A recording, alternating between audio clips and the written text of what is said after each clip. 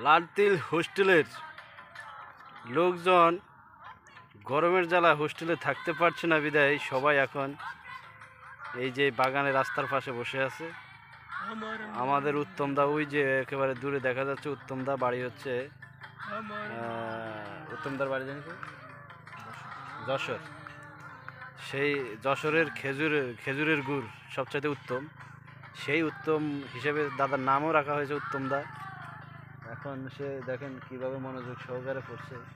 উত্তমদার বয়স হচ্ছে 82 বছর। আমার এই যে আমার পাশে দেখতেছেন এনা হচ্ছে রিয়াজউদ্দিন চুয়াডাঙ্গা, 13 বছর। হ্যাঁ, ওনার বয়স হচ্ছে 13 বছর।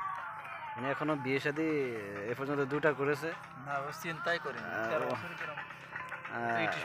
গ্রাম হচ্ছে কারফাইজডাঙ্গা।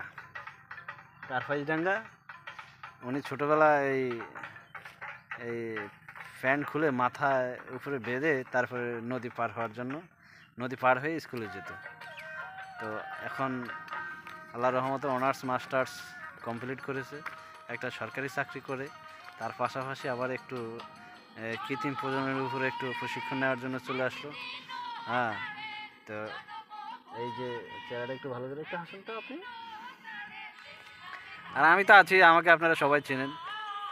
আমি সেই অদম যার কথা না বললেন ওই সবাই আমাকে সবাই চেনেন আমাকে।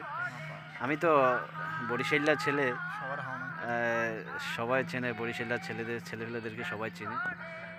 যাই হোক, আর কি দেখাবো, এই দেখাচ্ছি ওই যে দেখা যাচ্ছে আমাদের যেই হোস্টেল, ওই যে দেখা যায় সেই হোস্টেলে ওখানে রোদ, অনেক রোদ, যার জন্য সেই হোস্টেল ছেড়ে সবাই বের হয়ে গেল।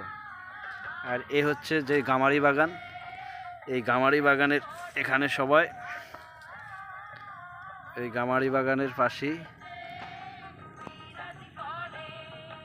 আর যারা যারা আমার ভিডিও দেখছেন সবাইকে 50 টাকা করে বোনাস দেওয়া হবে যারা আমার চ্যানেলটি সাবস্ক্রাইব করবেন।